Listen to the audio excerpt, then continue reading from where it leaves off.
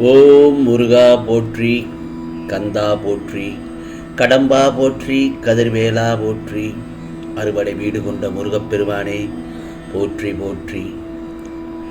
இந்த நல்லதொரு காலை பொழுதில், இந்த நல்லதொரு செவ்வாய்க்கிழமை அன்று இதை கேட்டு முடித்த 100 நிமிடத்தில் உனக்கான நல்ல செய்தி உன்னை தேடி வரும் என் செல்லமே.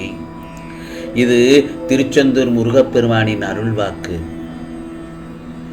உனக்கு ஏன் மனம் தடுமாறுகிறது? எப்போதும் அலைவாந்து கொண்டே இருக்கிறதே.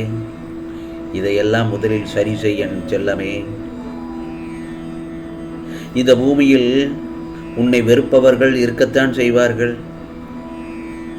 நீ முன்னேற வேண்டும் என்று நினைத்தால் இவர்களை எல்லாம் கடந்து போய்தான் ஆக வேண்டும்.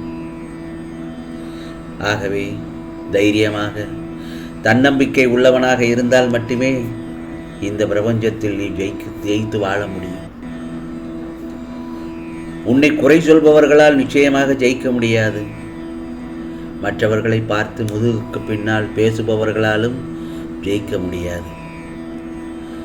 உன்னுடைய வாழ்க்கையில் உன் கனவை நோக்கி, உன் லட்சியத்தை நோக்கி ஓடினால் மட்டுமே என் செல்லப்பிள்ளை நீ ஜெயிக்க முடியும். எனது வாழ்க்கையில் இப்படி நடந்து விட்டதை என்ன செய்வது என்று ஓரமாக போய் உட்காராமல் எப்படி அடுத்த நிலைக்கு, அடுத்த கட்டத்துக்கு நமது வாழ்க்கை நிலையை கொண்டு செல்லலாம் என்று முதலில் சற்று நிதானமாக உட்கார்ந்து யோசனை செய். மன உளைச்சலிலோ மன காயத்திலோ இருக்கும்போது இந்த கேள்வியை கேட்க பழகிக்கொள்ள வேண்டும்.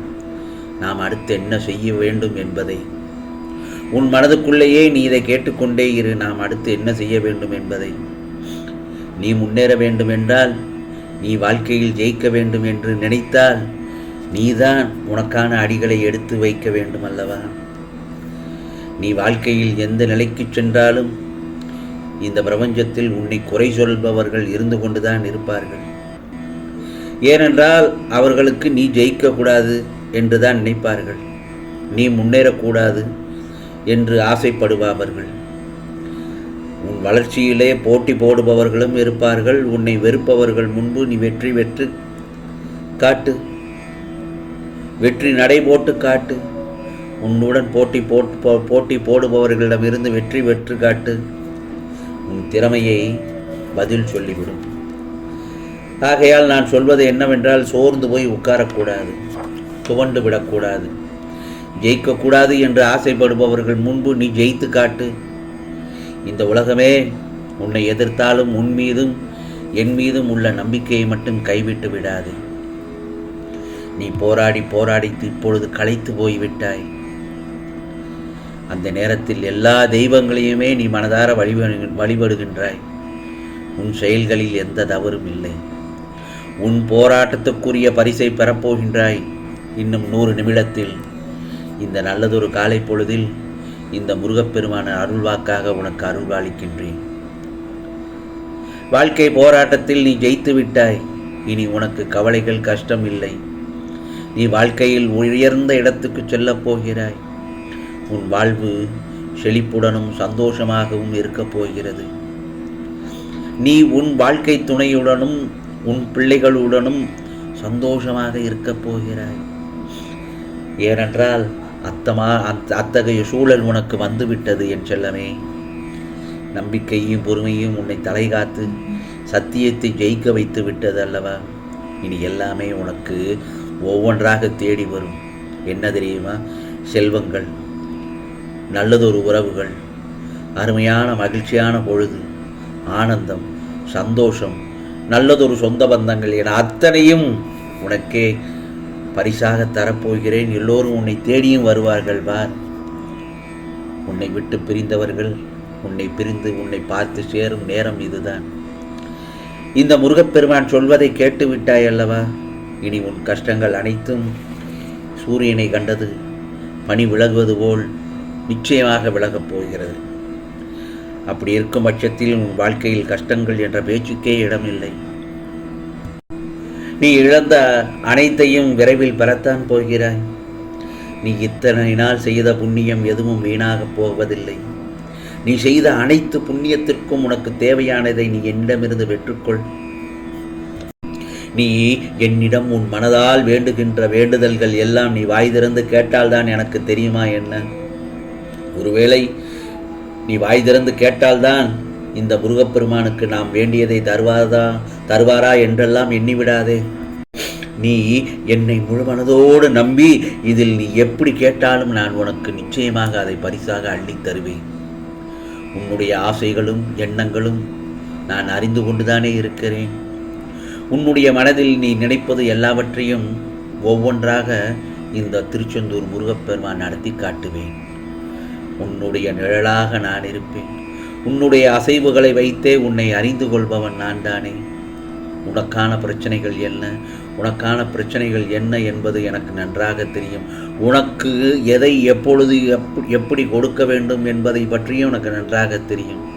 ஆகவே தயவு செய்து யாரிடமும் பேசுவதற்கு முன் யோசனை பண்ணி பேசு.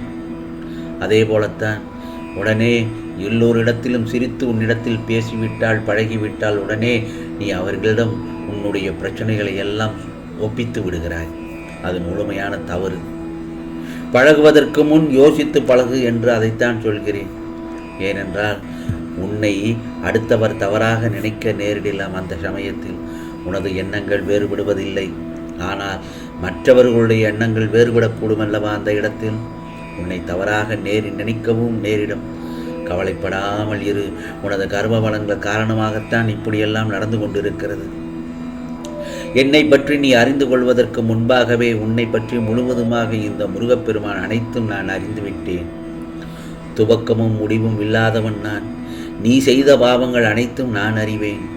இந்த பிறவியில் நீ எப்படி செயல்படுவாய், இனி வரும் பிறவியில் எப்படி இருப்பாய் என்பதை முதற்கொண்டு நான் நன்றாக அறிந்தவன்தான். ஆகவே என் செல்லப்பிள்ளை, நீ படும் வேதனையை பார்க்க முடியாமல் கவலைப்படுகிறேன். உன்னை பாதுகாக்க உன் கூடவே நிழலாக இருக்கிறேன் அல்லவா? ஒவ்வொரு நொடி பொழுதும் உன்னை நான் தேற்றுகிறேன். உன் மனதை தேற்றிக்கொள். கர்மத்தின் தீவிரத்தை இதுவரை அனுமதித்தேன். இனி அதுவும் நடக்காது. நிச்சயமாக நடக்கவும் விடமாட்டேன். சந்தோஷமாக இரு என் செல்லமே. நீ வாழ்க்கையில் வெளிவேஷம் போட்டு வாழவில்லை. நீ மற்றவர்களுக்கு நல்லது நினைத்தால் அதை தப்பாக புரிந்து கொள்கிறார்கள் என்று புலம்புகிறாய். உன் கவலையை விடு. உன்னை உண்மையான அன்பு கொண்டவர்களை காண்பது அரிதுதான் இந்த உலகத்தில். ஆனால் உன் அன்பை உதாசீனப்படுத்துபவர்களுக்கு நிச்சயம் உன்னுடைய அருமையான அன்பை நான் புரிய வைப்பேன். ஆகவே வாழ்க்கையில் உள்ள இன்பங்களையும் சோகங்களையும் தண்ணீரில் எழுது. உன்னால் மட்டுமே அதை நிச்சயமாக உணர முடியும். அடுத்த நிமிடம் அது மறைந்துவிடும். ஆகவே எது நடந்தாலும் ஒன்றை மட்டும் நினைவில் கொள். துன்பங்கள் உன்னை காயப்படுத்த அல்ல, உன்னை பக்குவப்படுத்தத்தான். ஆகவே அவசர செய்தி என்று சொன்னேன். இன்று இரவுக்குள் நிச்சயமாக இன்னும் 100 நிமிடத்துக்குள் உன்னை நல்லதொரு செய்தி நிச்சயமாக உன்னை தேடி வரும். இது முருகப்பெருமானின் அருள்வாக்கு. நிச்சயமாக உனக்கானது நல்லது நடக்கும். நல்லது மட்டுமே நடக்கும். அதுவும் நன்மையாகவே நடக்கும். ஓம் சரவண பவ.